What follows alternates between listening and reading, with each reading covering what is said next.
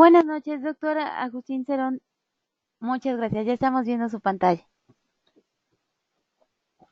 Muy buenas noches, queridos idontonautas. Les saluda su amiga Diana Montoya desde el aula virtual de inteligencia dental. El día de hoy con una conferencia en línea de AME, Colegio de Especialistas en Endodoncia.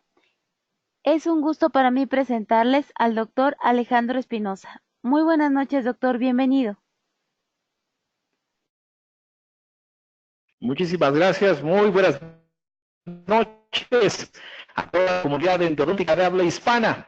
Los saludamos fraternalmente desde México con el gusto de compartir con ustedes de una sesión más del programa de conferencias en línea de la Asociación Mexicana de Endodoncia SADE, gracias al apoyo de COA Internacional, que nos ayuda en nuestra labor de compartir conocimientos en beneficio de la endodoncia latinoamericana. Yo soy Alejandro Espinosa y como siempre es un privilegio el compartir esta noche con ustedes de nuestra conferencia mensual en vivo. Para dar inicio me voy a permitir leer la síntesis curricular de nuestro conferencista invitado. Es endoperiodontólogo de la primera generación de NEP-UNAM y recertificado por el Consejo Mexicano de Periodoncia. Tiene 40 años de vida académica, de los cuales durante 32 fue profesor titular y por oposición de periodontología en la UNAM, tanto en licenciatura como en posgrado. Profesor fundador y coordinador del posgrado de la Universidad Intercontinental durante 25 años. Fue también profesor titular de la Universidad del Ejército y Fuerza Aérea durante 10 años y fundador de la maestría de odontología integral en la UNITEC. Recientemente, profesor de medicina genómica en la Universidad de Anáhuac. Tiene 40 años de vida profesional, ha sido presidente de la Asociación Dental del Distrito Federal, de la Asociación Mexicana de Periodontología, del International College of Dentists y vicepresidente de la Asociación Dental Mexicana. Actualmente es el editor en jefe de la revista ADM y miembro de la Comisión de Honor y Justicia, así como recientemente nombrado comisionado Premio Cum Laude ADM. Entre sus reconocimientos y premios, obtuvo el Premio Cum Laude por la Asociación Dental Mexicana, la condecoración al mérito docente por la Secretaría de la Defensa Nacional, profesor al mérito académico por la UNAM, premio especial Ducid de Docet de la Universidad Intercontinental, así como el premio Abraham Chisikovsky por el International College, entre otros. Autor de más de 115 artículos científicos y profesionales, 4 libros y 7 capítulos en libros especializados. Conferenciante en más de 570 foros nacionales e internacionales, así como comunicador en medios de prensa escrita, radio y televisión. Esta noche, impartiéndonos el tema de endodontitis y periodontitis, fronteras compartidas por el Biofin, le doy la bienvenida y le agradezco a nombre del doctor Edgar Hugo Trujillo Torres, presidente de la Asociación Mexicana de Endodoncia. Damos la bienvenida al doctor José Agustín Cerón y Gutiérrez de Velasco. Doctor Cerón, bienvenido. El micrófono es todo suyo.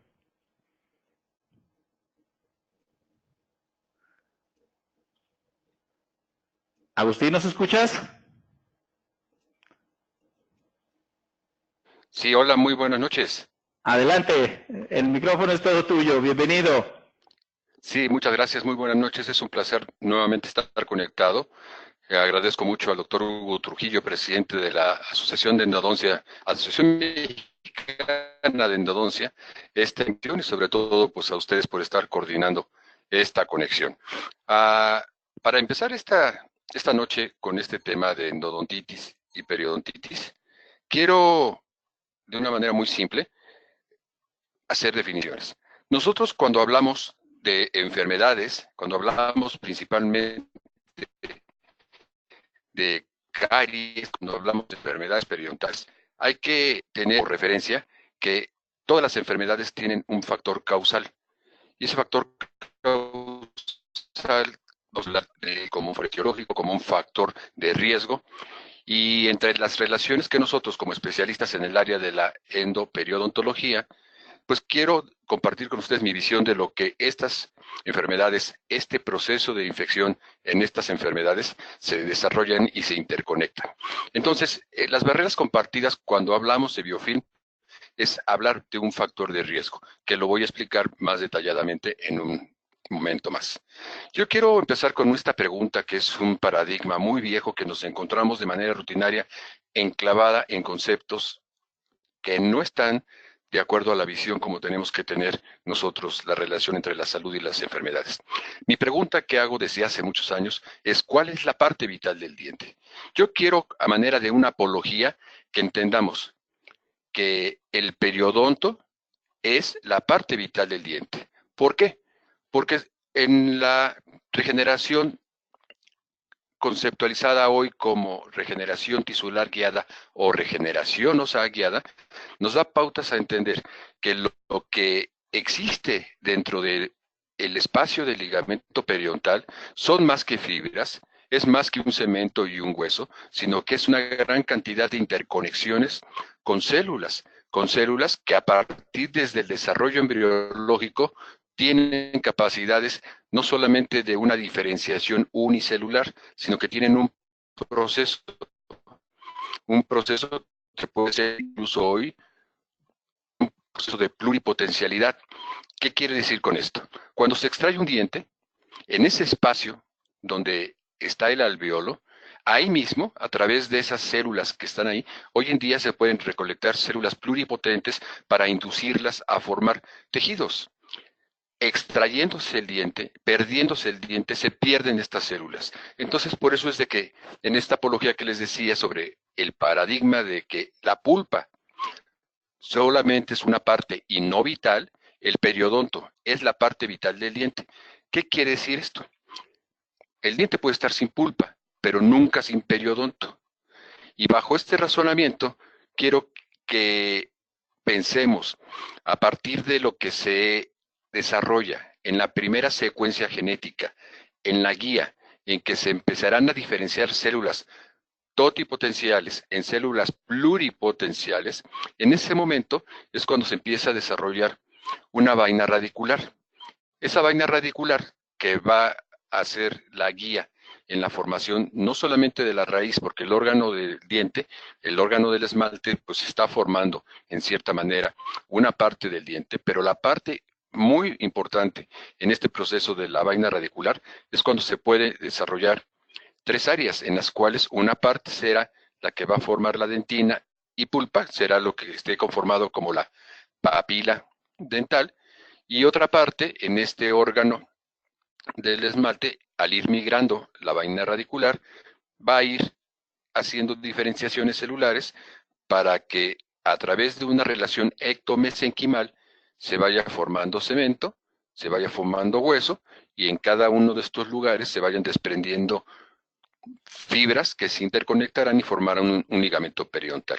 Con esta breve revisión en el desarrollo del diente, entendemos que el periodonto juega un papel muy importante también en el desarrollo de la pulpa.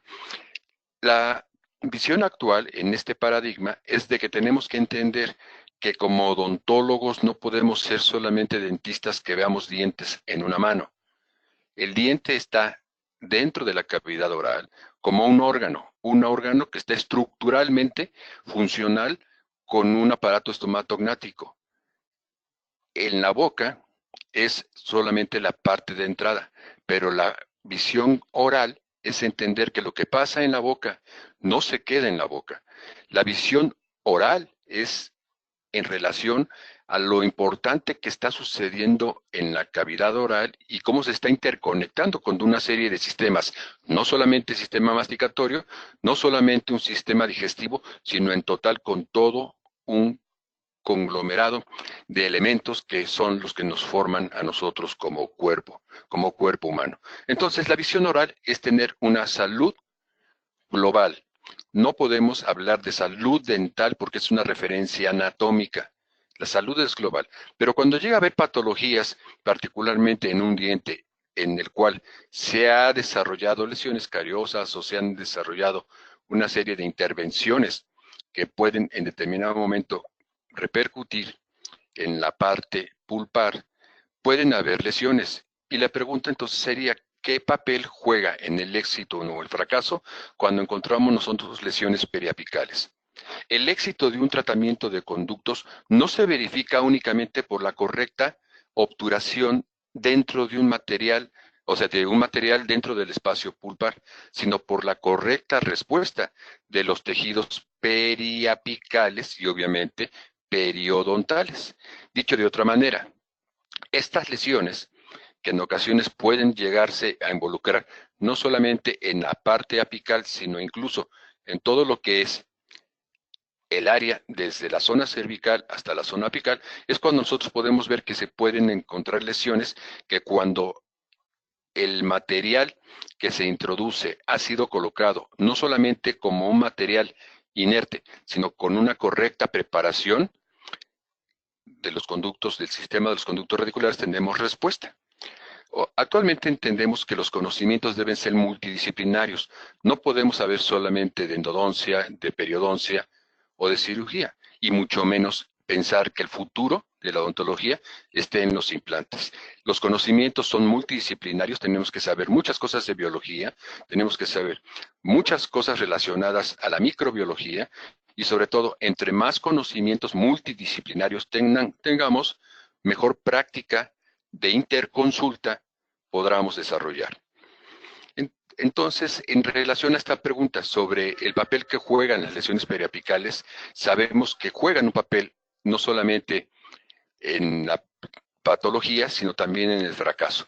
Este caso particularmente donde podemos visualizar en un molar restaurado dos lesiones periapicales inminentes, una en el lado palatino, otra en la zona vestibular, donde en la presencia de estas lesiones, una lesión periodontal se puede unir con una lesión endodóncica, es decir, una lesión periapical conectada con una lesión periodontal, y vemos la gravedad y severidad de estas lesiones.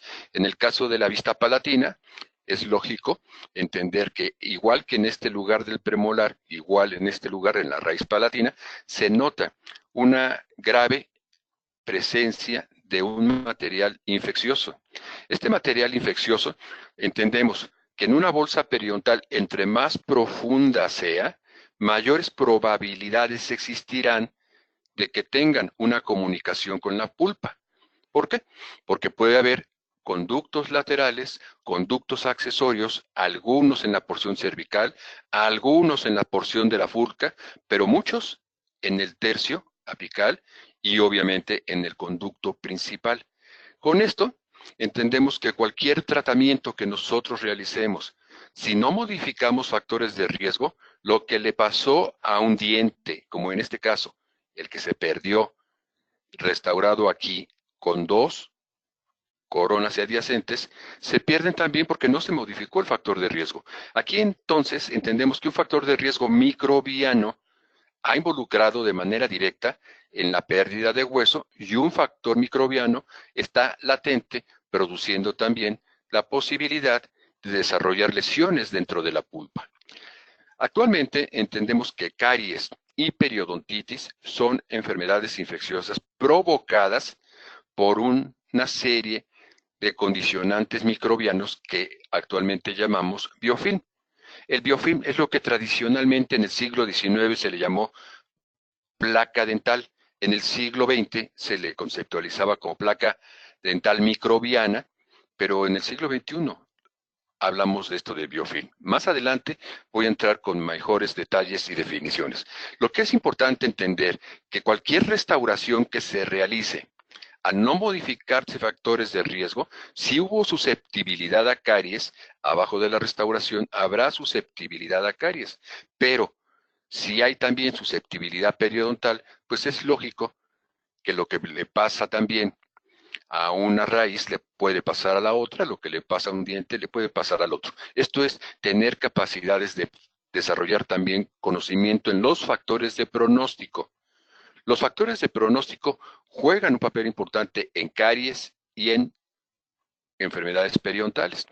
Recientemente, en uno de los muy importantes congresos o workshops mundiales que se realizan entre la Federación Europea de Periodontología y la Academia Americana de Periodontología, desarrollaron todos estos conceptos que hablan sobre la frontera del biofilm entre lo que es caries y enfermedades periodontales.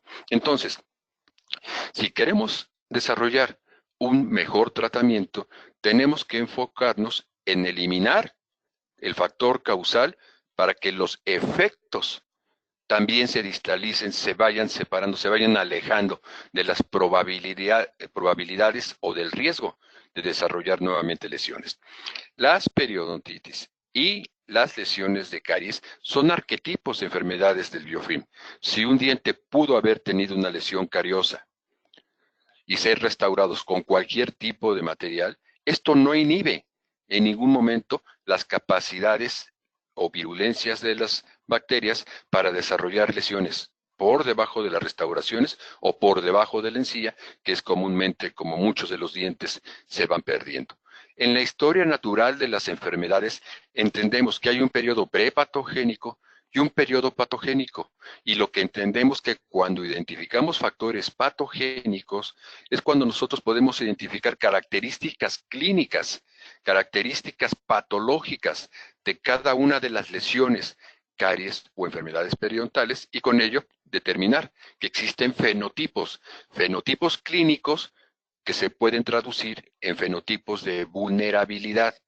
Todos los fenotipos que nosotros encontremos de vulnerabilidad deben de interpretarse que el paciente tiene susceptibilidad genética y que por eso puede desarrollar mayores lesiones o lesiones mucho más severas. Esto también lo voy a explicar un poco más adelante. Entonces, con esta introducción, entendemos que las periodontitis en clasificaciones actuales se entienden que puede haber diferentes tipos, diferentes grados de progresión, severidad, complejidad y distribución. Todas las enfermedades tienen que tener nombre y apellido. Esta es parte de la propedéutica. En la propedéutica tenemos que entender que hay un diagnóstico anatómico para entender qué estructuras están afectadas, un diagnóstico etiológico para entender cuáles son los factores causales que desarrollaron el inicio de la enfermedad y sobre todo entonces hablar ya del factor patológico, del diagnóstico patológico, donde ponemos nombre y apellido. Yo no puedo en ningún momento pensar que un paciente con periodontitis pueda ser tratado adecuadamente simplemente diciéndole que el paciente tiene una enfermedad periodontal. Enfermedades periodontales es un subjetivo de una amplia gama de entidades clínicas, de fenotipos clínicos en los cuales se están involucrando diferentes factores. Por un lado, la resistencia o susceptibilidad del huésped y por el otro lado, pues las capacidades de ciertos tipos de microorganismos que son capaces de producir destrucciones en estructuras altamente mineralizadas. Con ello, en casos como este particular de este paciente que tuvimos, pues desafortunadamente, pues recibirlo en un estado ya muy severo, veíamos hace rato estas imágenes, pero veamos también esta imagen radiográfica. Aquí estamos con lesiones periapicales del lado derecho, con lesiones periapicales en el lado izquierdo, y en estas vistas que nosotros podemos tener también en 3 dimensiones las lesiones periapicales, como en el seno maxilar se ve también una lesión que empezó siendo muy pequeña, localizada en alguna de las raíces, como en muchas de las que están aquí, y cómo se van extendiendo a diferentes espacios en donde pues existen condiciones propicias para la proliferación, muy particularmente de bacterias, como lo vamos a ver más adelante, en evidencia de presencia de microorganismos en estas zonas. Bien, pues debo decirles que en 1964 se desarrolló una de las primeras o una de las publicaciones más clásicas que existen sobre lo que es la involucración de una lesión pulpar con una periodontitis. En esta conceptualización que se le llamó periodontitis retrógrada, años antes, Macapampan y Baiman habían hablado de lo que pudiera llamarse también una bolsa de vía apical. ¿Qué quiere decir esto? Que en lugar de entrar las bacterias por la zona cervical, marginal, donde se desarrollan tradicionalmente los inicios de una gingivitis y después de una periodontitis, aquí en estos casos de lesiones periapicales pueden llegar a encontrar una salida muy fácilmente. Entonces, a esto en el 64, Slimrin le llamó bolsas pulpares, ¿no? Bolsas de vía pulpar. Curiosamente, debo comentarles también que mi primera publicación que yo hice fue relacionada precisamente en cuanto a este tema, en un libro de un maestro donde escribí yo la parte de la relación endoperio. En esto, muy particularmente, revisábamos las importantes características que pueden tener las morfologías radicular como determinante en la morfología pulpar. Entonces, con estas vistas de las características anatómicas y topográficas, es como muchas veces podemos entender cómo, por qué el espacio pulpar tiene formas tan caprichosas basadas en esa guía o en esa orientación de la vaina de Herbig formando esa raíz. Entonces también otra publicación muy clásica es la de Simon Glick y de Al Frank cuando propusieron hablar de lesiones endodóncicas y lesiones periodontales, donde las cuales una puede involucrar de manera secundaria a la otra. Es decir, cuando nosotros sabemos que en esta clasificación de Simon, Glick y Frank existe una lesión endodóncica primaria, puede también existir una lesión endodóncica primaria con involucración periodontal secundaria o una lesión periodontal primaria con involucración endodóncica secundaria o lesiones combinadas verdaderas. Entonces, en una clasificación del 96, en el libro de Richard Walton, habla de un origen endodóncico, un origen periodontal, lesiones no periodontal combinada, lesiones endodóncicas periodontales separadas, lesiones con comunicación y lesiones sin comunicación. En 1999, Gary Armitage, en una clasificación que se hizo de enfermedades periodontales, introdujeron también el concepto de las lesiones o enfermedades endoperiodontal, pero ellos la marcan de una manera mucho más simple. Entonces, se habla de una lesión endodóncica periodontal o una lesión periodontal endodóncica o una lesión combinada. Esta es la clasificación del 99. Más recientemente, antes de esto, el grupo de consenso que organizó Niklaus Lang de la Universidad de Berna, hablaban que particularmente se debería de entender que existen periodontitis asociadas con lesiones endodóncicas o lesiones periodontales endodóncicas combinadas. Ahorita entonces, en esta otra clasificación que encontré de una publicación saudí, me pareció interesante o importante la manera en que hace su introducción en la revisión del marco teórico. Lo que me pareció curioso es de que en esta nueva clasificación que él propone, utiliza el mismo principio o el mismo concepto, pues que se utilizó muchos años anteriores en el concepto retrógrado. Debo recordarles a quienes no conocieron al maestro Yuri Kutler que cuando nosotros usábamos la palabra retrógrado, decía que retrógrado no solamente es irse hacia atrás, sino que quien hace o presenta características con la palabra retrógrado es más en el pensamiento que en la acción. Entonces, por eso es que desde hace muchos años yo he dejado de utilizar esos términos y prefiero enfocarnos ahorita en la clasificación actual que la Academia Americana de Periodontología y la Federación Europea de Periodontología presentaron exactamente el año pasado en Ámsterdam. En esta clasificación ellos es todo muy, muy grande. Hablan en este capítulo o en esta publicación primeramente de las lesiones agudas periodontales relacionadas con abscesos, con enfermedades necrotizantes y muy particular en el tema las lesiones endoperidontales. En cuanto a las lesiones endoperidontales, lo más interesante es ver que la mayoría de las veces cuando existen es en bolsas periodontales preexistentes. Las lesiones endoperidontales deben entonces clasificarse de acuerdo a los signos y síntomas que tiene un impacto directo en el pronóstico y en el tratamiento, ya sea en la presencia o en la ausencia de fracturas o perforaciones y en la presencia o en la ausencia de bolsas periodontales características de una periodontitis. En las lesiones endoperidontales entonces pueden desencadenarse primeramente por una lesión cariosa que afecta a la pulpa y en segundo lugar que afecta al periodonto. La destrucción periodontal que afecta secundariamente al conducto radicular o por ambos eventos concomitantemente. Las condiciones periodontales, cuando tienen un impacto en el pronóstico de la lesión endoperiodontal, es debido a los cambios notables en el microbioma oral de los sujetos con enfermedades periodontales. Estos son conceptos, repito, actuales, recientemente publicados en el Journal of Clinical Periodontology y en el Journal of Periodontology, como lo vieron en la referencia. Actualmente, entonces, entendemos que no hay diferencias importantes entre los microorganismos encontrados en las lesiones endodóncicas y en las lesiones periodontales, o en un perfil microbiano específico donde esté asociado con una lesión endoperiodontal verdadera. En ambos sitios de infección, tanto en el conducto radicular como en las bolsas periodontales, los entornos anaerobios expuestos presentan nutrimientos muy similares.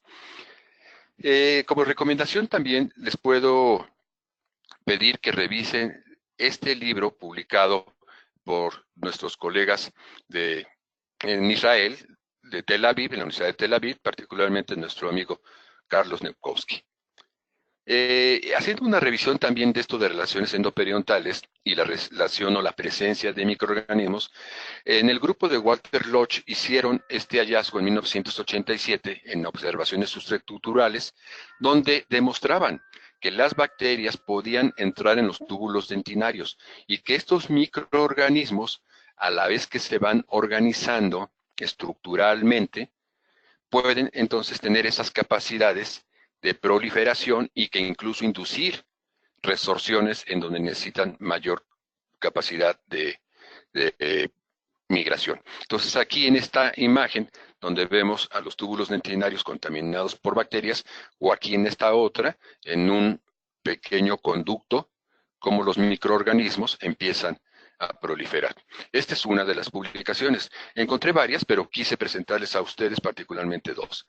Una, donde hablan de los hallazgos microbiológicos tanto en conductos radiculares infectados como en bolsas periodontales adyacentes en los dientes, que pues obviamente en presencia de periodontitis. Aquí encuentran algo muy particular. La similitud en la recuperación de microorganismos sugiere que la bolsa periodontal podría ser la fuente principal de las infecciones en el conducto radicular. En otra más reciente, de 1990, de Kobayashi, nos dice que la aparición de microorganismos comunes en ambos sitios sugiere que la bolsa periodontal puede ser posible fuente de infecciones en el conducto radicular. Prácticamente son las mismas conclusiones que en esta otra también, donde hacen una muy amplia revisión sobre los microorganismos a través de técnicas más modernas o más actuales sobre las secuencias de análisis de DNA o electroforesis en geles de DNA, encuentran alta similitud en los complejos microbianos en las muestras tanto de conductos radiculares y bolsas periodontales, lo que sugiere que la bolsa periodontal podría ser una fuente de infección en los conductos radiculares. Las lesiones periodontales y endodóncicas combinadas consisten entonces en una comunidad compleja microbiana que es diversa y que es a la vez muy compleja. Ellos encuentran 630 clones secuenciados, 53 secuencias en diferentes especies de géneros, 53 especies también que pertenecían a 30 géneros diferentes y en total un grupo de 60 géneros en estas secuenciaciones de distintos microorganismos.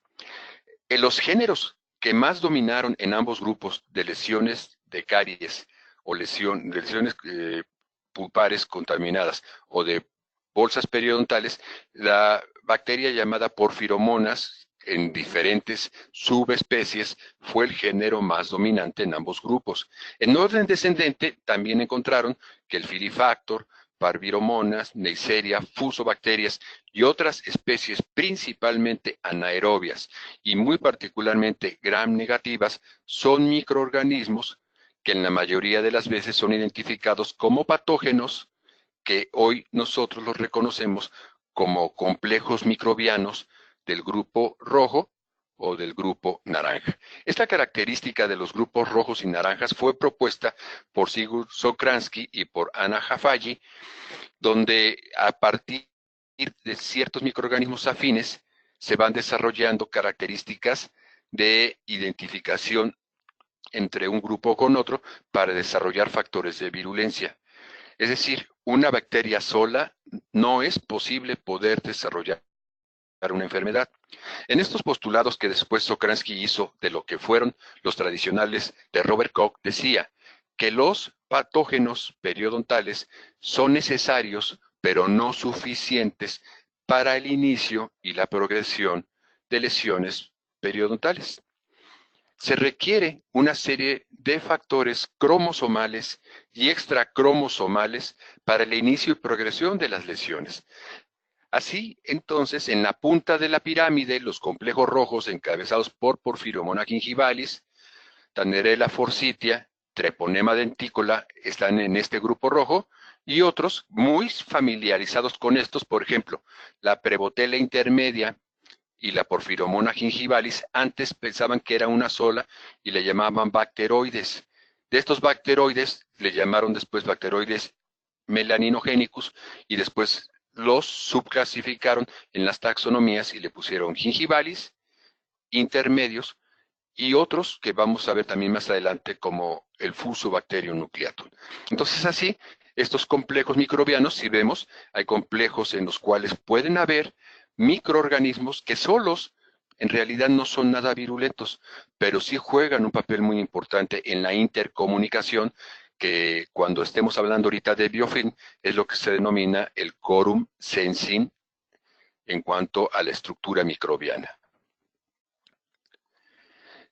Porphyromonas gingivalis, Tannerella forsythia, Parvimonas micra, Fusobacterium nucleatum, Prevotella, Treponema y todos estos microorganismos de taxonomía de identificación reciente están entonces ubicados en estas revisiones recientes de las clasificaciones endoperiodontal. En el tema de endodontitis y periodontitis, entendemos que solo mediante un diagnóstico cuidadoso y una clasificación adecuada se puede seleccionar un plan de tratamiento mucho más efectivo. Las endodontitis son definidas, o las defino, como un estado patológico del endodonto que puede comprender desde un estado inflamatorio crónico de la pulpa hasta la infección del conducto radicular en las que se engloban diferentes entidades clínicas. Los endodoncistas pues tienen muy bien marcada su clasificación de enfermedades pulpares y no voy a entrar en ese detalle, pero las endodontitis en presencia de un biofilm microbiano dentro del sistema de los conductos radiculares produce estados de alta contaminación dentinaria que requieren por lo general también un muy cuidadoso desbridamiento y desinfección a través de una terapia endodóntica meticulosa para prevenir o tratar complicaciones periodontales. Lo que decía en un momento, el éxito de un tratamiento de conductos no está relacionado solamente por el material con el que se va a obturar, sino por la adecuada y perfecta desbridación, eliminación, desinfección del sistema de conductos radiculares. Si algo falla ahí y no se logra eliminar adecuadamente a las bacterias, obviamente esos microorganismos patógenos provenientes de una proliferación continua permanecerán en esos nichos de contaminación, perpetuando así las lesiones periapicales. Una lesión periapical es una periodontitis localizada en la parte apical, como veíamos en la clasificación tan tradicional.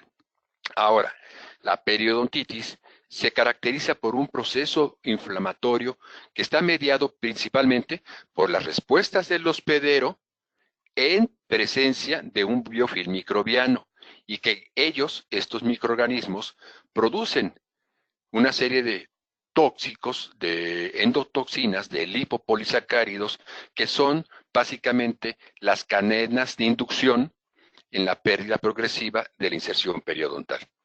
Cuando existe una pérdida de inserción clínica, se detecta solamente mediante una evaluación circunferencial de la dentición erupcionando, de la dentición erupcionada, usando siempre una sonda periodontal.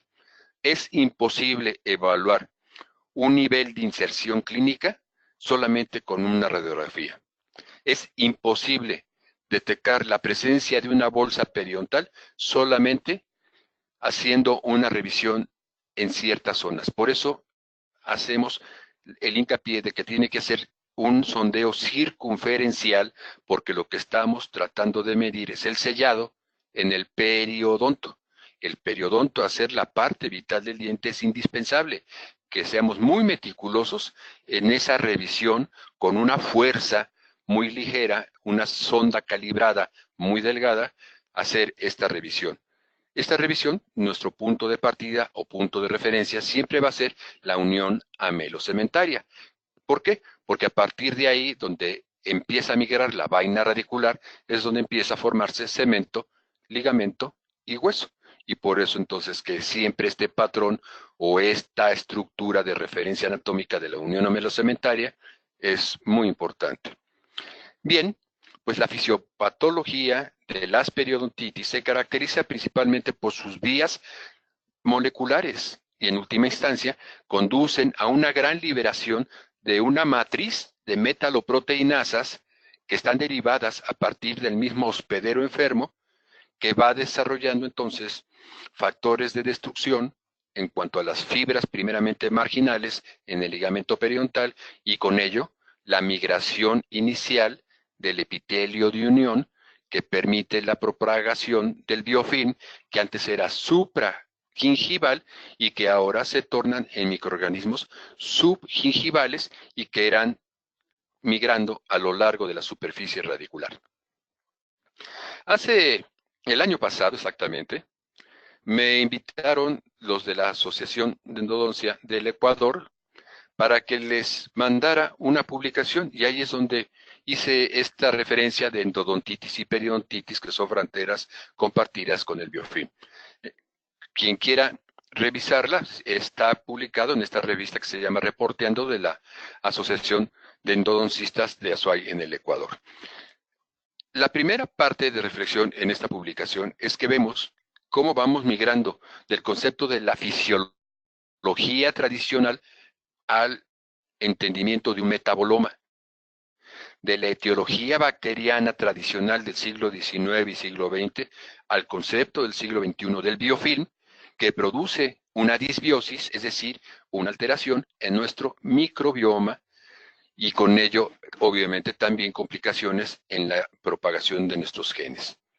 En las respuestas tradicionales patogénicas podemos ver que existe pues lesiones que están particularmente involucradas con respuestas inicialmente en la pulpa y que a partir de estas lesiones de un tejido conectivo que produce factores de interleucinas, citocinas proinflamatorias y que microorganismos que al ir invadiendo van pues limitando las capacidades de respuesta de la pulpa hasta que llegan a apoderarse de todo este espacio y con ello empezar a migrar en los lugares en donde más fácilmente encuentran conexiones vasculares.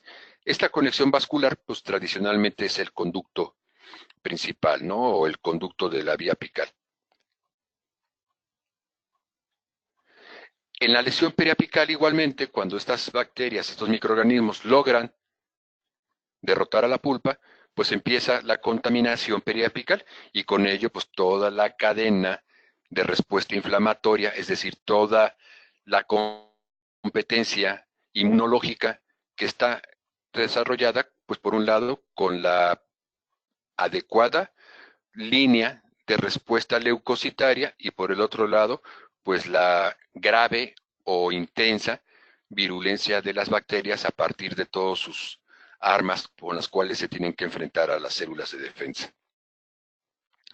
El concepto de biofilm es un neologismo científico que en 1985 William Costerton introdujo dentro de la medicina. Él, en la conceptualización del biofilm, nos ha descrito siempre que es una estructura tridimensional. Y al ser una estructura tridimensional, pues es como lo marca Mara Williams, es como el Facebook de las bacterias. En el biofilm todo mundo se encuentra y todo mundo se puede comunicar y se pueden chatear y pueden tener una muy fina comunicación para determinar qué condiciones están existiendo en el medio ambiente en el cual estas bacterias, estos microorganismos, pretenden proliferar. En esta tercera dimensión del biofilm empieza siempre con una forma lineal y que a partir precisamente de su arquitectura y de su estructura microbiana empiezan a desarrollar como si fuesen condominios en una zona de alta población o de alta densidad de población. Las bacterias entonces, al irse desarrollando, generan condiciones en las cuales tendríamos que considerar y verlas que si las bacterias deben ser consideradas amigas o deben ser enemigas. ¿Qué quiere decir? Bacterias siempre deben de existir. Hay bacterias buenas y hay bacterias malas. Las bacterias buenas juegan con nosotros papeles propios de la salud, es decir, generan acciones de simbiosis, mientras que las bacterias malas son microorganismos que al encontrar condiciones propicias en una cavidad oral, en un conducto radicular o en una bolsa periodontal, encuentran condiciones propicias para proliferar y alteran a las bacterias buenas y producen estados que se llaman disbiosis. Hoy entendemos perfectamente bien que la disbiosis es una alteración del microbioma y que la disbiosis es una de las características más importantes que están desarrollándose a partir de una bolsa periodontal, de una periodontitis o de un conducto contaminado, una endodontitis, potencialidades para que a partir de microorganismos de vía oral puedan tener capacidades de distribuirse por vía vascular a otras partes del organismo. La sinergia polimicrobiana y la disbiosis son palabras que aderezan el nuevo modelo de enfermedades periodontales, como una lechuga que puede estar contaminada, una bolsa que puede estar contaminada, produce una grave alteración en el microbioma. Entonces, la disbiosis es un desequilibrio en la abundancia o en la influencia de comunidades microbianas y que en estados disbióticos promueven inflamación, promueven estrés oxidativo y por lo tanto, en este caso, enfermedades periodontales.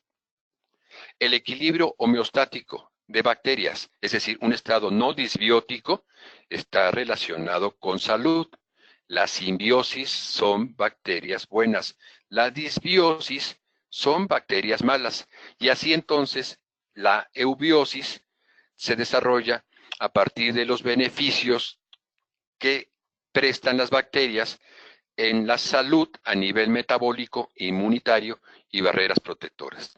Ya ahorita lo voy a comentar, pero quiero decirles de esta manera. La eubiosis está relacionado con el microbioma.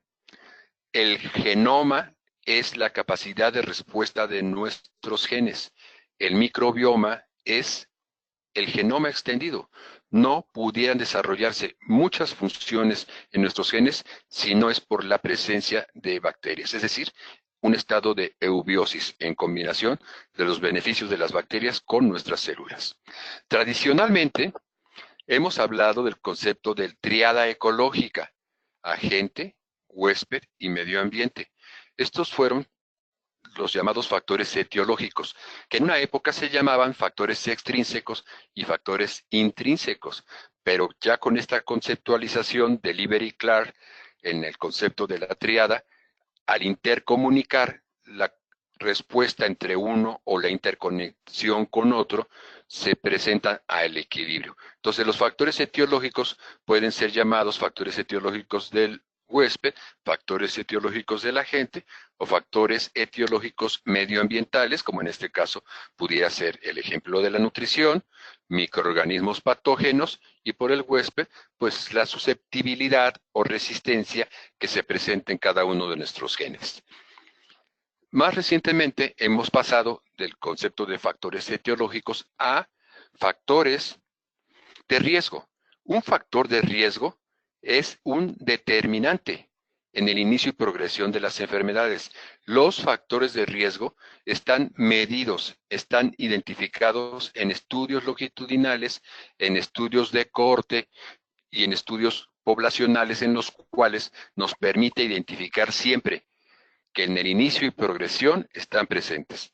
Es decir, pacientes que tengan ciertos genotipos, pacientes que presenten cierto tipo de microbios o pacientes que presenten cierto tipo de hábitos en sus condiciones medioambientales tendrán mayores probabilidades de desarrollar enfermedad. Dicho de otra manera, los factores de riesgo determinan la probabilidad en el inicio y progresión de enfermedades. Un paciente que tenga, por ejemplo, neutropenia cíclica, un paciente que tenga ciertos síndromes, como pueden ser síndrome de Papillon-Lefebvre, síndrome de Chiari-Higashi, síndrome de inmunodeficiencia adquirida, muchos síndromes en los cuales sabemos que pueden estar involucradas las quimiotaxis o las fagocitosis como respuestas disminuidas, las bacterias, microorganismos específicos, tendrán mejores posibilidades de atacar ante pacientes que son vulnerables. Un fenotipo de vulnerabilidad presenta genotipos de susceptibilidad. Hoy se pueden identificar los genes de susceptibilidad y sabemos que las periodontitis son poligénicas. Antes se pensaban, o hace varios años, se identificaron solamente en una región del cromosoma 2, pero hoy sabemos que están involucrados en varios otros cromosomas y con ello se asocian con otras enfermedades como los síndromes que nosotros mencionábamos o que hemos conocido. Por ejemplo, el síndrome de Papillon-Lefebvre, con una sola modificación en un gen, expresa proteínas diferentes para que se desarrolle otro síndrome que se llama síndrome de Haimum. Todo esto es ejemplo, solamente hablar de genotipos. Y bien, si un paciente tiene estos genotipos, tiene estas bacterias y fuma, por obligación de las bacterias que están en un medio anaerobio, pues los microorganismos anaerobios, los microorganismos microaerofílicos, los microorganismos capnofílicos puedan proliferar mucho más fácilmente en pacientes fumadores. Entre más cigarros fumen, mayores son las probabilidades de riesgo. Entonces, con esta breve explicación, existe esta propuesta que desarrollé hace unos cuantos años que le llamamos triada genómica. En la triada genómica se involucra el genoma, el proyecto genoma humano, se involucra el microbioma, todo lo saliente del proyecto microbioma humano, y el proyecto epigenoma humano, que nos habla de las condiciones relacionadas con hábitos, con conductas, con situaciones medioambientales que hacen necesariamente que los genomas, los pacientes que tienen genes de susceptibilidad, se puedan expresar. Y con ello desarrollar pues lo que estamos en nuestro tema relacionados con enfermedades como endodontitis o lesiones como periodontitis. En esto entonces, del proyecto Genoma Humano se desarrolló después el proyecto Proteoma Humano. Ya sabíamos que muchos genes expresan proteínas y que hay proteínas que están relacionadas con la estructura, como la colágena, hay proteínas que están relacionadas con las defensas, como las inmunoglobulinas, hay proteínas que están relacionadas pues con la comunicación celular, lo que hace que un linfocito pueda presentar cierta comunicación a un macrófago y desarrollar por toda una línea quimiotáctica.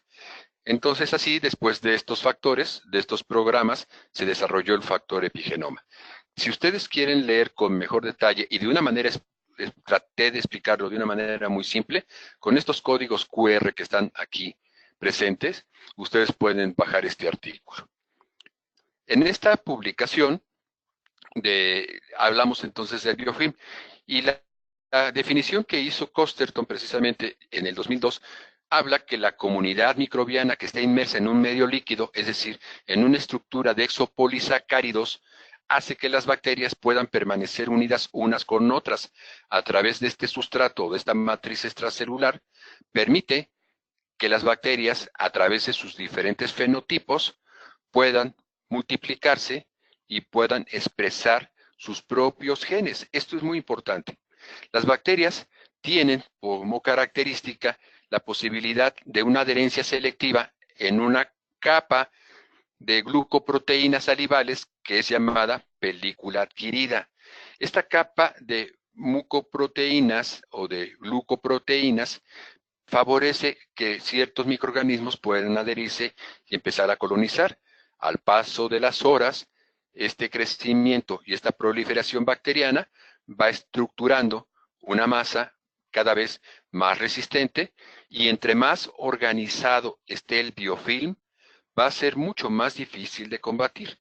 Cuando digo biofilm, repito, este es un neologismo científico, porque muchas veces lo han traducido como biopelícula y se están confundiendo con la película adquirida, que es salival, que son mucinas propias de los sistemas digestivos, que son proteínas indispensables en todo nuestro sistema de eubiosis, pero que las bacterias saben que esto es favorable para la remineralización de nuestros dientes y también es favorable para estructurar toda esta cadena o toda esta estructura de exopolisacáridos, en los cuales cuando están maduras, las bacterias pueden empezar a migrar cuando ya han cambiado o se han hecho más resistentes. Costerton tiene un centro de investigación del biofilm y es ahí donde nosotros podemos tener mucha información cada vez más actualizada en el impacto del biofilm en todas las áreas de nuestra vida, en la biomedicina, en la industria farmacéutica, en el procesamiento de productos, en las prótesis, en los biomateriales, en la clínica, a través del manejo de ingeniería tisular y en los mismos dientes, ¿no? En los dientes, en la encía, en la lengua, en los implantes. Hoy sabemos que el biofilm es la enfermedad del microbioma, porque hay microbiomas en todo, lo que tradicionalmente nosotros le llamamos flora bucal, flora gastrointestinal, flora genitourinaria, flora dérmica. El proyecto del microbioma interviene en reconocer en todos estos lugares cómo están organizadas las bacterias. Entonces, el biofilm juega un papel importante en nuestra vida clínica, en la salud pública, y que con ello estas bacterias, que pueden crecer en todos los medios donde haya una humedad, se irán organizando e irán expresando sus genes. Esto, por ejemplo, vean ustedes, es una característica muy propia del biofilm, que se puede localizar, pues, en la orilla de un barco, en los cascos de los barcos, en los muelles, en las cuerdas que están en el mar. Se puede formar en una cubeta que dejen ustedes con agua, en una cubeta que dejen ustedes con agua, en una pecera. Quien tenga peces puede ver que hay una masilla que se va formando. Todos los lugares donde haya ocasión para que las bacterias se organicen irán siendo lugares de proliferación.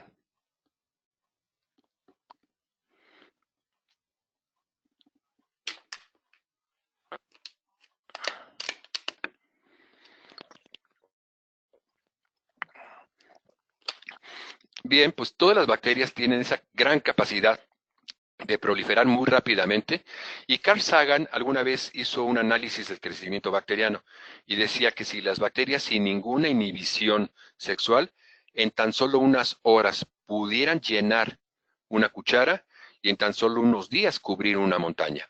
Pero esto no sucede. Las bacterias precisamente son selectivas, y al ir determinando quiénes van a vivir en esa colonia es como pueden entonces hacer un predominio numérico donde metabólicamente en sus ecosistemas van a tratar de entender que todas ellas tienen que trabajar y todas ellas tienen que subsistir a partir de los nutrientes que van a encontrar en ese medio. Los microorganismos sensibles que predominan en la mayor parte de los procesos ambientales, médicos o industriales, entonces están determinados por las capacidades de proliferación de un biofilm. Cada bacteria tiene un micronicho, es decir, una recámara, que en su comunidad, que es un departamento microbiano, tienen una compleja relación homeostática que va desde un sistema primitivo hasta sistemas de una cooperación metabólicamente activa, que es cuando cada una de las que van a vivir en esa colonia saben por qué van a vivir y cómo van a organizar estos complejos. Esta adhesión, que desencadena la expresión de un factor que se llama sigma, deprime muchos números de los genes que de modo tradicional las células del biofilm cuando son fenotípicamente distintas a las bacterias en las cuales conformaban parte de solamente de la flora o el microbioma. Es decir, cuando están en el biofilm, cambian sus fenotipos. Si antes eran buenas, pueden tornarse virulentas al estar contaminándose pues con la información genética que tienen otras bacterias. Cada una de estas células sésiles reacciona en un entorno especial, lo que difiere profundamente de que las células planctónicas puedan ser diferentes a las que eran en su origen. Las bacterias, por ejemplo, en un biofilm, tienden a ser hasta 500 veces más resistentes a los agentes antibacterianos. Dicho de otra manera, hoy es muy importante el ser muy selectivos en el tipo de antibiótico. Tradicionalmente hacemos prescripción empírica de los antibióticos, pero sepamos que hay antibióticos que sí son específicos para bacterias patógenas, a diferencia de los antibióticos tradicionales que nos enseñaron a nosotros a prescribir hace 30 o 40 años, que hoy, con la resistencia que van generando las bacterias, pues se tienen que usar sinergias antibióticas, sinergias antimicrobianas.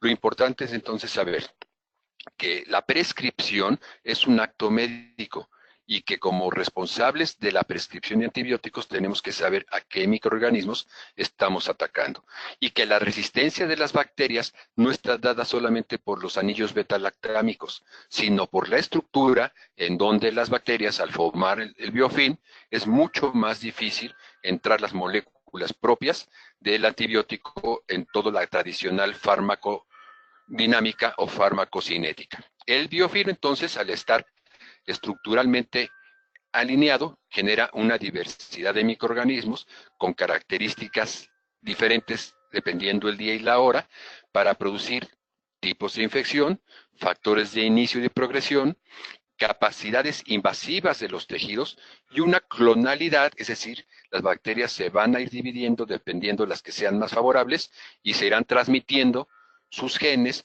para que sean, pues obviamente, más resistentes. Estas son algunas de las bacterias entonces de los patógenos en los cuales en la taxonomía tradicional se han aislado dentro de las bolsas periodontales y que estos microorganismos, a partir precisamente de microorganismos líderes como la Porphyromonas gingivalis, ahorita vamos a ver esto en fotografías reales, como a través de estos pequeños bracitos o filis empiezan a transmitir factores de virulencia o empiezan a transmitir comunicación con otros microorganismos y obviamente capacidades de ataque a las células de defensa.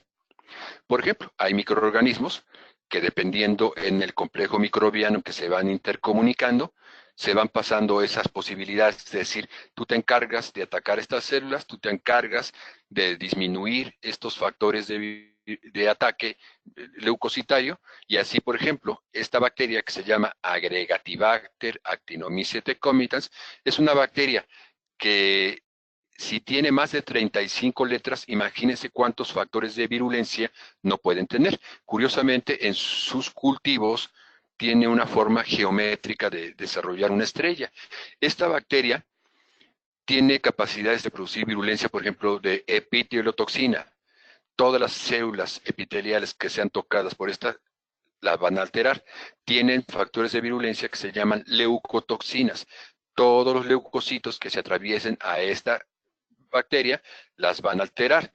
Tienen factores de virulencia que se llaman bacteriocinas. Las bacteriocinas son armas con las que atacan a bacterias que pudieran ser benéficas. Entonces, así la patogenia de las lesiones periodontales a través de los microorganismos anaerobios gram-negativos que han migrado en una bolsa periodontal estarán produciendo continuamente lipopolisacáridos, es decir, endotoxinas que van a desarrollar toda una cadena inmunológica que ante la disminución por la susceptibilidad activarán genes que provocarán la resorción ósea y con ello la progresión de las periodontitis. Las bacterias tienen capacidad de invadir, es decir, las bacterias invaden y las bacterias evaden. Pueden empezar a invadir espacios intercelulares en el epitelio o en los túbulos dentinarios abiertos, o incluso en los lechos vasculares cuando han logrado evadir mecanismos de defensa leucocitario. Estas bacterias tienen capacidad de hacer una transferencia horizontal de sus genes y por lo tanto esto es fundamental para determinar su evolución microbiana.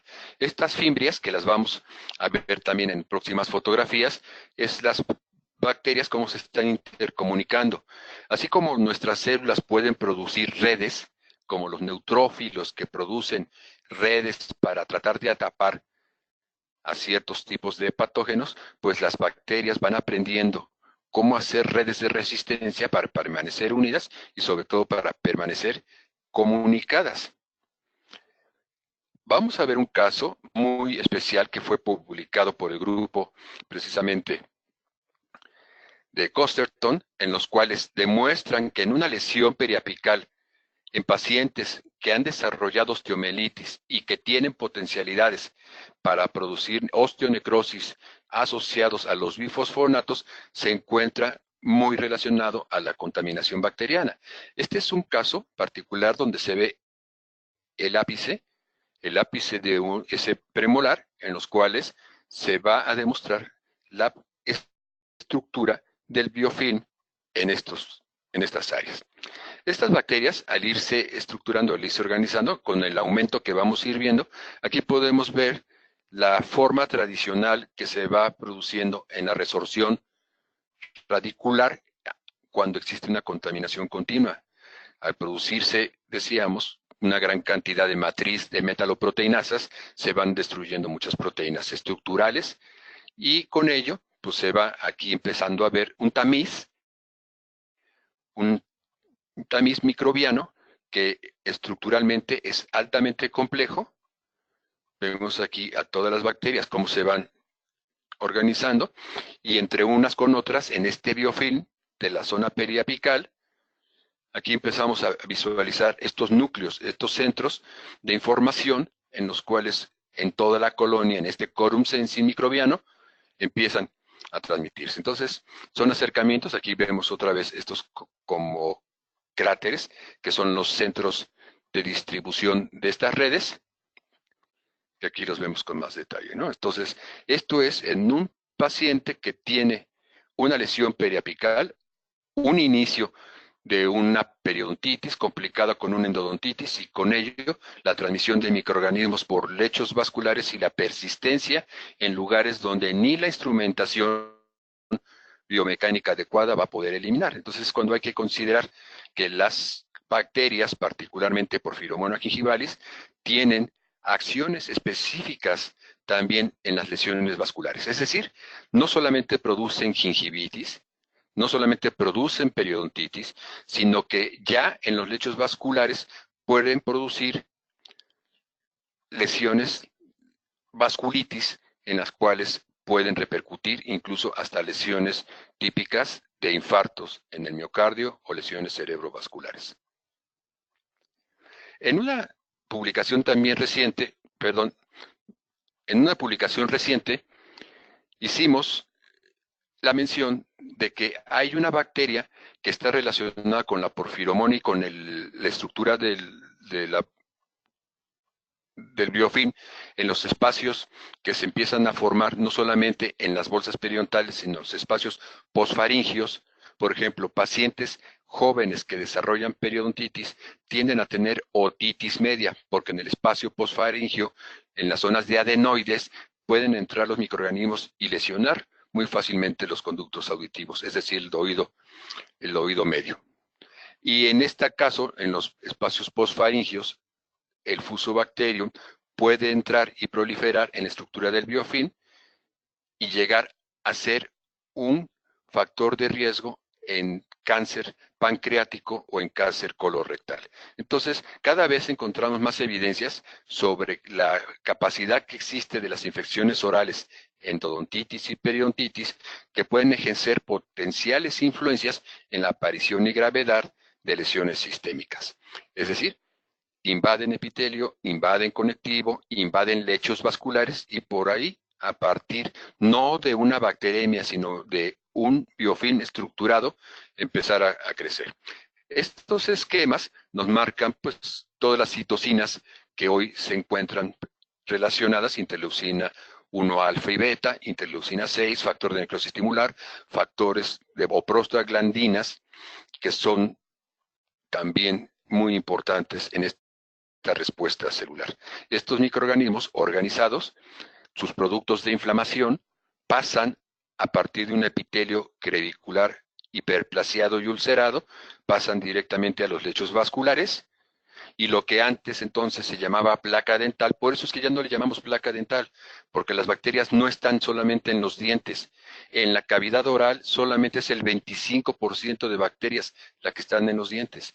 Estas bacterias, al crecer abajo, no es placa dental, es un biofilm microbiano que, al estar bien organizado, pueden proliferar y con productos de inflamación empezar a producir estas lesiones vasculares, y con ello, con estas lesiones vasculares, producir los primeros ateromas. Algo también importante, por ejemplo, en los pacientes susceptibles relacionados con los pacientes que son más competentes, pues hay pacientes que cuando son más susceptibles producen mayor cantidad de interleucinas, citocinas proinflamatorias, y por lo tanto las respuestas inflamatorias tienden a ser más severas. Por eso es que vemos pacientes que, a pesar de tener bacterias, no tienen tanta destrucción, y pacientes que, aunque no se vean muchas bacterias, presentan gran destrucción. Y esto, repito, entonces esto es un perfil de genotipos de susceptibilidad que, ante la presencia de bacterias organizadas, se vuelven más vulnerables. Muy importante entonces, por ejemplo, también hace varios años hicimos un estudio que es para demostrar que las bacterias no solamente están en los dientes, sino que invaden epitelio, invaden conectivo, y aquí una de las muestras de los lechos vasculares, donde encontrábamos a las bacterias utilizando esos lechos vasculares para producir algo que hoy se llama metástasis microbiana. Hoy las bacterias, al producir esa capacidad de proliferar en esta estructura, pueden empezar a producir pequeños ateromas y de ahí irse a otros lugares más severos. Entonces, las bacterias producen metástasis microbiana, que son potenciales productores de daño.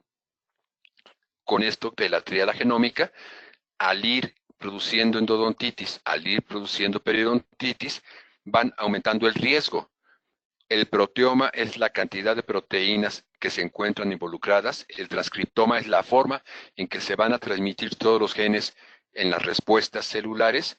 El exposoma es el tiempo en los cuales el paciente ha estado expuesto a los factores de riesgo, y el metaboloma, lo que va relacionado con las alteraciones en el metabolismo celular, en el metabolismo microbiano, y obviamente en las condiciones ambientales o conductuales que vuelven al paciente más vulnerable o más susceptible. El proteoma, genoma y microbioma humano es la forma de entender cómo podemos, a través de los conceptos de la medicina personalizada, desarrollar estrategias en donde, a través de las modificaciones del epigenoma, es decir, el diagnóstico temprano, el diagnóstico oportuno, el control del biofilm microbiano en la cavidad oral, nos permite hacer tratamientos mucho más eficaces.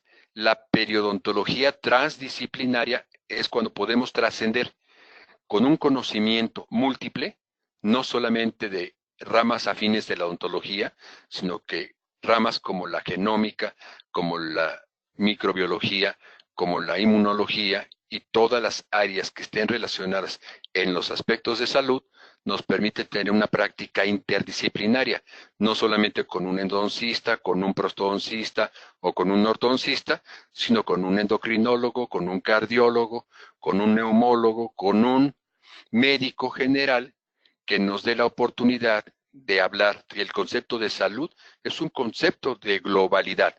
La salud, repito, no es anatómica, no es salud dental o salud bucodental, es salud oral, y que cuando existen alteraciones de la salud oral, produce daños sistémicos. La periodontología translacional, la medicina translacional, está enfocada a ser preventiva, a ser predictiva, a ser personalizada y sobre todo a ser participativa. Les agradezco muchísimo a ustedes el que nos hayan acompañado en esta y estamos entonces listos para sus preguntas que con mucho gusto trataremos de responder. Perfecto, Agustín. Bueno, vamos a dar unos momentos para que todos los que están en línea nos hagan el favor de hacer cualquier pregunta, de tener alguna duda. El doctor Agustín Cerón está ya listo para responder. Hay algunos mensajes. Le manda saludos el doctor Edgar Hugo Trujillo Torres, saludos desde Morelia. La doctora María Lynch, saludos desde Chicago. El doctor Felipe de Jesús Jarquín Ramírez, saludos al doctor Cerón desde el gremio odontológico del Ejército Mexicano y Fuerza Aérea. También Carlos Miranda Castañeda, saludos al doctor Agustín Cerón. Dice el doctor José Ángel Cifuentes, felicidades por tu excelente cumpleaños, doctor Cerón. Dice también la doctora María Esperanza Ruiz Prado, felicidades doctor, me fascinó su presentación. Lina Patricia Rangel Arias, buenas noches, un saludo desde Bucaramanga, Colombia. Muchas gracias. Dice la doctora Daniela Teresa Urdaneta Noriega, buenas noches, ¿recomienda usted el curetaje alveolar post-exodoncia? Saludos desde Venezuela. Bueno, es muy importante pregunta. El raspar la pared de un alveolo, si está contaminado, es indispensable. Pero el hecho de utilizar una cureta que tiene filo, podemos eliminar células que son potencialmente benéficas. Aquí lo importante es entender que cuando existe contaminación, más que raspar solamente de una forma mecánica, es mucho más favorable hacer una antisepsia con agentes químicos. Por ejemplo, una limpieza con una gasa estéril y clorhexidina puede tener mucho mejores efectos que solamente un raspado mecánico. Aprovechando la pregunta del curetaje, todavía hoy en la mañana recibimos pacientes que me decían que les han hecho curetajes periodontales y que siguen enfermos. Quiero informarles que la Academia Americana de Periodontología ya hace muchos años eliminó el término de curetaje. El raspar es un procedimiento más fino y el rascar es simplemente meter una cureta y andar rascando sin tener un objetivo claro. Si existe una lesión periapical, normalmente al momento de extraer se puede ver que ahí viene esa lesión periapical ahí, y entonces cuando se sospecha que ha quedado algo es cuando en ese lugar sí se puede hacer un pequeño desbridamiento, pero la mayoría de las veces no es recomendable estar rascándole a la pared del alveolo porque ahí hay células muy importantes que son potenciales, son las que estaban propiamente deteniendo el diente. Entonces, si hay mucha contaminación, mejor desinfectamos y no solamente rascamos. Espero que esto favorezca su duda.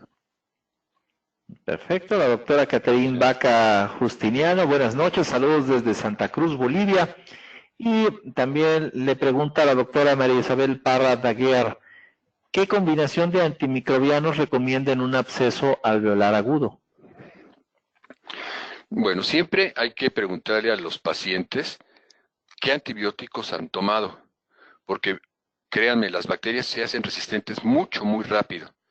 Es por eso que vemos que hay hoy formas farmacéuticas que son sinérgicas, ¿no? Por ejemplo, la amoxicilina con clavulanato es una de las formas tradicionales, pero hay esquemas que se pueden utilizar combinando dependiendo el tipo de lesión, el tipo de paciente y los antecedentes de toma de antibióticos. Hay sinergias en casos de periodontitis severas o abscesos en los cuales se presenta mucha resistencia, donde se combina, por ejemplo, amoxicilina con metronidazol. ¿Sí? Entonces, dependiendo de cada paciente, y sí siempre les recomiendo que tengan sus cuadros o sus esquemas bien conocidos para que cuando hagan combinaciones de antibióticos sean de las mismas características y no vayan a tener, digamos, deficiencias en su farmacodinamia o en la farmacocinética porque lo están poniendo antagónicos, ¿no? antimicrobianos que sean similares, es mejor hacer estos tipos de sinergias. Perfecto, el doctor Raúl Palacios le manda saludos desde Morelia, excelente ponencia, muy interesante. El doctor Víctor Ocampo Romero, excelente conferencia, doctor, es extraordinario el tema. Ahora sabemos que hay una integridad de muchos elementos que provocan una alteración de salud en el ser humano. El doctor Felipe de Jesús Jarquín Ramírez dice, de casualidad, ¿tiene el dato aproximado del porcentaje de fracasos de endodoncia en México?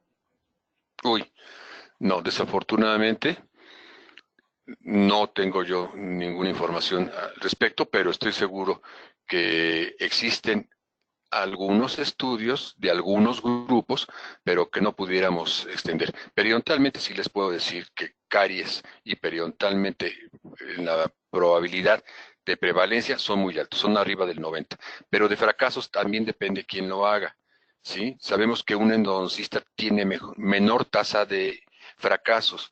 ¿Por qué? Porque tiene una preparación mucho más grande, tiene instrumental mucho más adecuado para un adecuado desbridamiento. Si nosotros sabemos que el desbridamiento estuvo muy bien hecho, sabemos el principio axiomático que dice que es más importante lo que se saca de un conducto que lo que se mete en un conducto. Por eso es de que, repito, que alguien que esté muy bien familiarizado con la correcta preparación biomecánica de un conducto tendrá siempre mayores tasas de éxito. El doctor Luis Daniel Tinoco Bustos, excelente presentación, saludos desde Lázaro Cárdenas, Michoacán.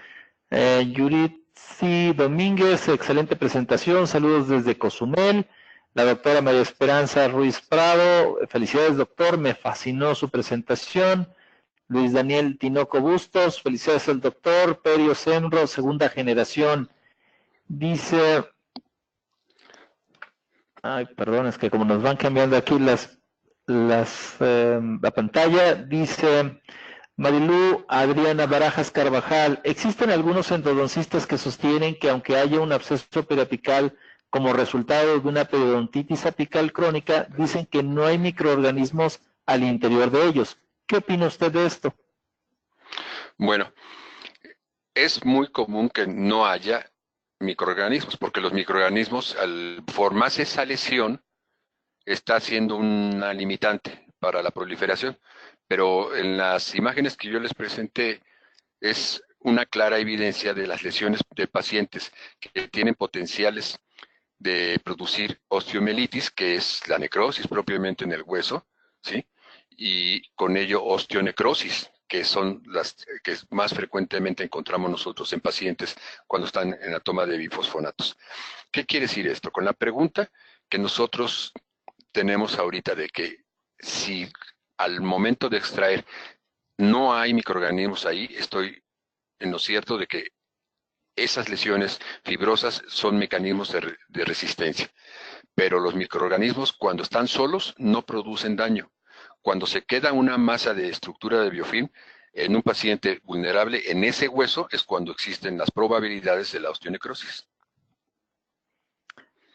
Por eso sí es mejor desinfectarlos, los alvéolos, ¿no?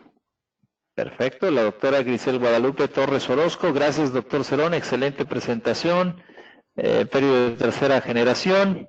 Gina Olvera, muchas gracias también. Dice María Lynch, gracias por compartir sus conocimientos. ¿Por qué los pacientes con historia de ser fuertes fumadores pierden los dientes más frecuente comparado con los que no fuman? Me encantó su plática. Bueno, lo comenté precisamente ahorita, que un paciente entre más cigarrillos fume, más alto es el factor de riesgo por la disbiosis que se va a producir en la anaerobiosis que están generando. Un paciente fumador desarrolla más microorganismos anaerobios. Un paciente fumador tiene mayores condiciones microaerofílicas y capnofílicas. Por eso entonces cuando son vulnerables, cuando son susceptibles, cuando tienen genes de susceptibilidad, van a perder dientes más rápido. Perfecto, Marlon Pereira, muy interesante su conferencia, felicitaciones. Igual la doctora Daniela Teresa Urdaneta Noriega, felicidades, excelente. El doctor Carlos Francisco Terrés, ¿algún artículo que recomiende sobre coadyuvantes con respecto a la atención periodontal en fase 1? Bueno, en la fase, nosotros llamamos fase inicial, que es precisamente la limpieza de los dientes, la fase higiénica. Hay que empezar a quitar placa y cálculo en la primera sesión. Esto se llama desinfección de boca completa. En la primera cita quitamos a todas las bacterias evidentemente presentes, es decir, lo que tradicionalmente le dicen una limpieza, a mí no me gusta que se le llame limpieza. Limpieza es para los pisos, limpieza es para los vidrios, limpieza es para los coches. Para la boca es, en pacientes sanos, en fase inicial se llama profilaxis, y en pacientes enfermos se llama raspado en presencia de inflamación. Ese raspado o ese desbridamiento de tejidos inflamados y de presencia de bacterias se tiene que hacer todo en una sola sesión. Es muy recomendable utilizar instrumentos manuales, instrumentos ultrasónicos para tener mucho mayor rapidez. El raspado inicial en presencia de inflamación normalmente sin anestesia. Entonces la fase inicial se limpian los dientes con estos instrumentos, se desbrida el biofilm, se quitan los cálculos y después se utiliza agentes antisépticos. Es mucho más útil un agente antiséptico como la clorhexidina después de haber hecho esto, que si solamente el paciente le dicen que se enjuague con clorhexidina 2 veces al día, porque la clorhexidina también tiene limitantes en penetrar el biofilm. Las concentraciones de los antisépticos comerciales pueden llegar a penetrar el biofilm, pero muchas veces, si el biofilm está bien estructurado, se requiere más de los 30 segundos, que es la prescripción tradicional. Entonces es recomendable utilizarlos durante 1 minuto, siempre sin diluir. Si se diluyen, por eso a mí no me gusta decirles enjuague, porque el paciente piensa que le tienen que poner agua. Si se diluyen, bajan la concentración y por lo tanto disminuyen la eficacia. Entonces, siempre en la primera, desbridamos todo, placa, cálculos, biofilm, ¿sí? Y mandamos agentes antisépticos. Esa es la fase inicial. Perfecto, la doctora Laisa Yanina García Chávez, interesante su plática, saludos desde Morelia. El doctor Susano Contreras, felicidades, estimado Agustín, como siempre, excelente tu presentación, saludos. Y la doctora Adriana Bravo, excelente conferencia. Doctor, una consulta, ¿a qué se debe la incapacidad de penetración del antibiótico en el biofilm? Bueno, les mostré algunas imágenes estructurales. El biofilm, repito, tiene una, digámoslo así, una gelatina que son exopolisacáridos. Esos exopolisacáridos es como un moco, ¿sí? Es como un moco que las bacterias van formando y eso hace que las moléculas de los antibióticos, que las moléculas de las células de defensa no puedan atacarlas. Las bacterias saben que se hacen más resistentes entre más organizadas estén. Entonces, como se van juntando ciertos microorganismos con otros, unas ayudan a tener un refuerzo con un polisacárido, otras ponen otro polisacárido, y todos estos polisacáridos generan esa estructura o esa capa que las hace más resistentes. Esa es la principal forma, digamos, simple de explicárselos. Perfecto, la doctora Sara Cabrera Cacho, excelente conferencia. Carolina Hinojosa, excelente exposición, saludos desde Quito, Ecuador. Por favor, ¿me podrían ayudar con el link para bajar literatura del tema expuesto o temas relacionados? No sé si tengas alguna link de página. Sí, bueno, en mi website, que es periodontología.com.mx, ahí pueden entrar y ahí hay algunos artículos. Y si no, pues en las gloriosas redes sociales, en el Facebook, Agustín Cerón, ahí publicamos muchas cosas que yo voy leyendo, las comparto. En LinkedIn también, ahí también publicamos también muchos temas relacionados con esto. En el Twitter, algunas cosas también en el Twitter, pero principalmente en el Facebook. Y si tienen alguna duda muy particular, hay 10 canales ligados a mi Facebook, en los cuales tanto el de genómica como nutrigenómica, el de periodontitis, el de periodontología y obviamente los de Agustín Cerón, todos esos pueden preguntar y con mucho gusto yo les comparto la información o los artículos que puedan serles de mayor utilidad. El doctor Carlos Alonso Osuna, felicidades al doctor Cerón, muy buena plática. Dice el doctor Diego Adrián García Monjaraz, hoy en día, ¿cómo es visto la medicación intraconducto y a su recomendación, cuál sugiere? Y otra pregunta, ¿qué tan cierto es que el hidróxido de calcio, más que medicamento, es un sellador de bacterias en túbulos sin salida? Claro, ya decíamos que las bacterias pueden penetrar los túbulos dentinarios y por eso, como bien dicen los endodoncistas, bendito hipoclorito. Si nosotros hacemos una buena instrumentación de los conductos radiculares, digo yo que particularmente lo hago de rutina cuando un paciente trae una bolsa periodontal profunda y no hay respuesta pulpar, es inminente la necesidad, aunque no haya sintomatología, es inminente la necesidad de hacer un desbridamiento para evitarlo. No hay que estar metiendo medicamentos extraños. Lo mejor es un buen desbridamiento y una adecuada irrigación.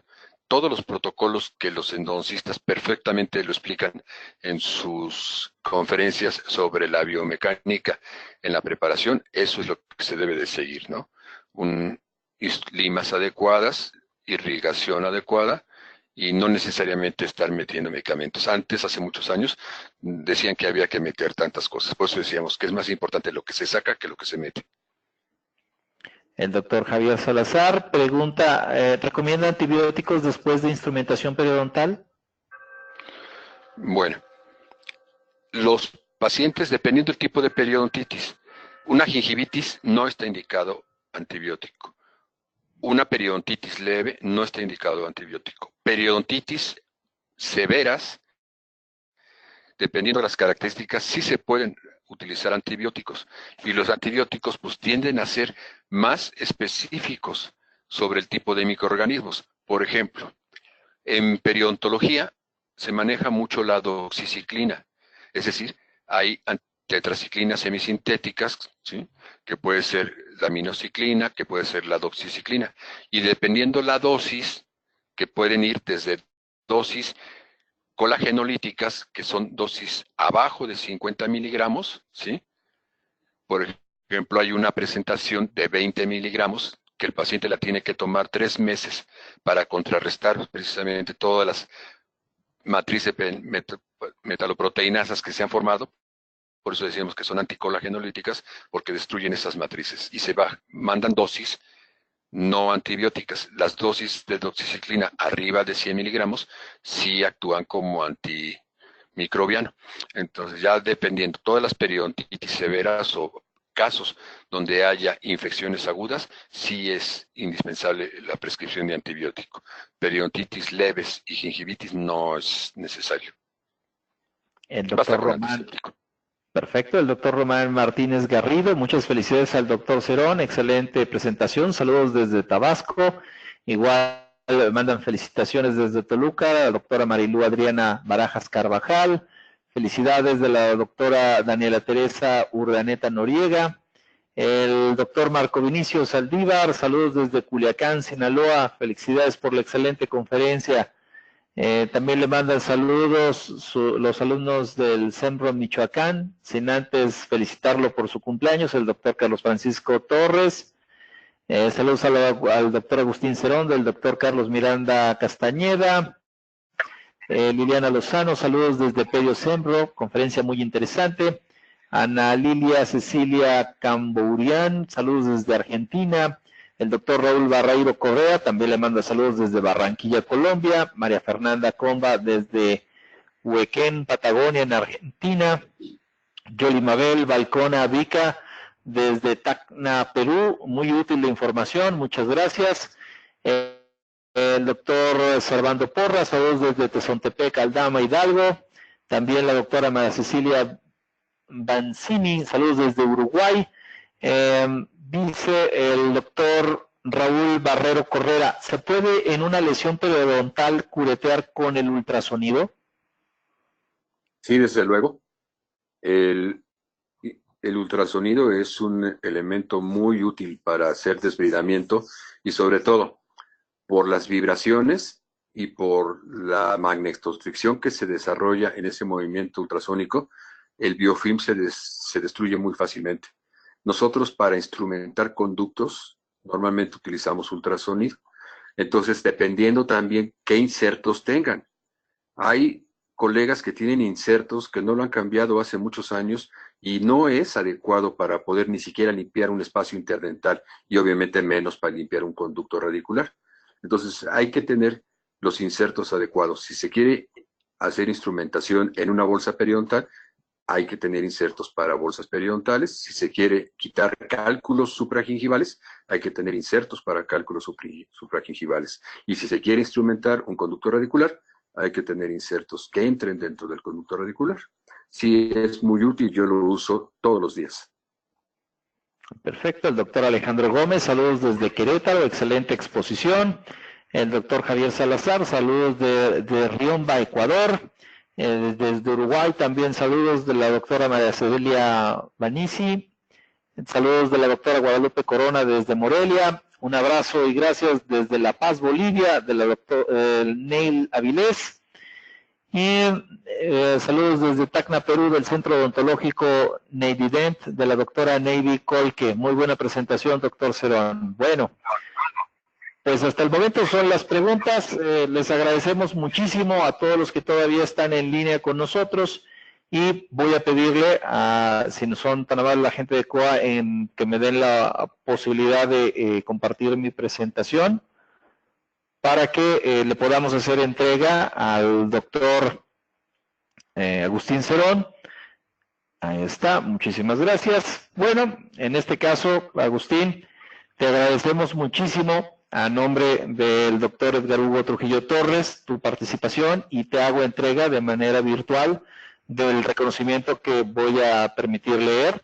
La Asociación Mexicana de Endodoncia, Colegio de Especialistas en Endodoncia C, otorga el presente reconocimiento al doctor José Agustín Cerón y Gutiérrez de Velasco por haber sido ponente dentro del programa académico de las conferencias en línea de la Asociación Mexicana de Endodoncia SABE, con el tema endodontitis y periodontitis, fronteras compartidas en el biofilm. Firman al calce el doctor Edgar Hugo Trujillo Torres, presidente de la Asociación Mexicana de Endodoncia, el doctor Enrique Alejandro Chagoyán Benavides como coordinador de las conferencias, el doctor Jaime Gonzalo Barahona, vicepresidente, la doctora Giselle Cañaveras, secretario, y su servidor como otro coordinador del programa. Doctor Cerón, nuevamente te agradecemos muchísimo tu participación y esperamos tener la oportunidad en un futuro cercano de tenerte nuevamente con nosotros. Pues muchas gracias a ustedes, al doctor Hugo Trujillo, a ti por la conducción de este programa, al equipo técnico de Inteligencia Dental y sobre todo pues a todos mis colegas que nos han acompañado, maestros, compañeros, exalumnos y pues a todos en general, que tengan muy buenas noches y que disfruten su profesión. Bueno, y antes de despedirnos, recordarles algunos avisos. Les recordamos que este próximo 27 y 30 de mayo 2020 en Puebla tendremos nuestro congreso de la Asociación Mexicana de Endodoncia con ponentes internacionales, con un programa científico y un programa social bastante interesante, del cual están viendo en pantalla. Les recordamos toda la información, la pueden encontrar en nuestra página de internet www.ams.org. Y recordarles también que por favor todos los socios de la Asociación Mexicana de Endodoncia que se registren obtendrán su constancia automática, pero les hacemos mucho hincapié por favor que cuando hagan sus registros, igual para todos aquellos que no son socios, pero que obviamente quieran conseguir sus constancias, háganlo al escribir su nombre completo, sin abreviaturas, porque a veces es un poco complicado ubicarlos a todos. Y obviamente también pues recordarles que seguimos con nuestras conferencias.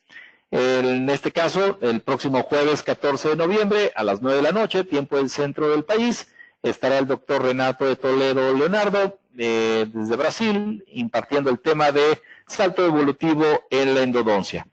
Pues amigos, hemos llegado al final de esta sesión y no me resta más que agradecerles a nombre del doctor Edgar Hugo Trujillo Torres, presidente de la Asociación Mexicana de Endodoncia, su participación y recordarles que tenemos una cita el próximo mes con el doctor Renato de Toledo Leonardo. Yo soy Alejandro Espinosa, quien les desea tengan un excelente fin de semana y desde la Atenas Veracruzana, Jalapa, Veracruz, me despido deseándoles la mejor de la suerte. Muchas gracias, buena noche. El micrófono es todos tuyos, Diana. Muchísimas gracias, doctor Alejandro Espinosa. Gracias, doctor Agustín Cerón, por esta interesante información que nos compartió el día de hoy. Agradecemos a nuestros queridos amigos de COA Internacional, quienes patrocinaron esta interesante conferencia. Pero sobre todo a ustedes, queridos odontonautas, queremos agradecerles que se conectan de todo nuestro país y de países hermanos latinoamericanos. Fue un verdadero placer recibirles el día de hoy en el ciberespacio. Les agradecemos mucho su tiempo, confianza y preferencia. Nos encantará encontrarles en esta su aula virtual para que disfruten de las interesantes conferencias que tendremos en vivo para ustedes. Se despide su amiga Diana Montoya. Que tengan una excelente noche. Hasta pronto.